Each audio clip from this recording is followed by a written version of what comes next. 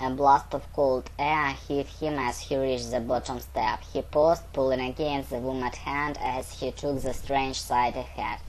The room was long and rectangular, stretching a good 50 feet. There were steel benches lining each other's side and chrome poles sprouting from the floor. Metal bars and leather hand straps hung from the ceiling.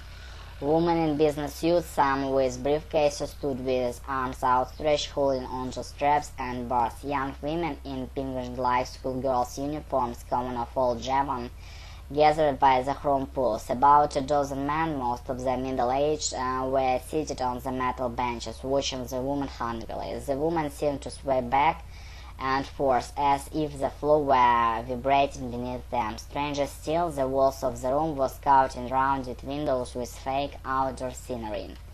A subway car, Malcolm thought to himself. He watched one of the men got up from his bench and made his way to one of the schoolgirls. The girl pretended to ignore the man as he came up behind her. Without a word, he lifted her skirt with one hand. His other hand slid between the buttons of her blouse. As he fondled her, another man stood and began pawing at the woman in her business suit. She stood in stoic silence, hands still gripping the strap above as his hands roamed over her clothes. Malcolm had heard of this sort of place before. The Japanese name for it loosely translated the Sexual Harassment Club. The women were paid actresses. The male customers were usually mid-level manager looking for something a little different from the ubiquitous brothels and hostel bars. The decor of these places was as varied as the perverse imagination of their clientele.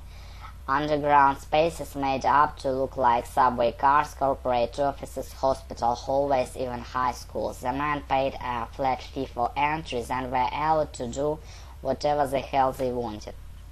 Malcolm felt his cheeks redden as he watched one of the women removing the skirt of one of the high school girls. A second man was on his knees in front of her, running his hands beneath her shirt.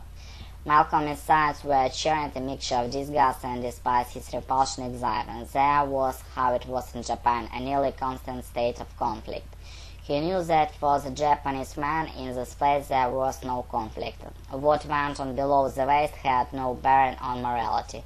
To the Japanese, sex was a bodily need, no different from breathing or eating.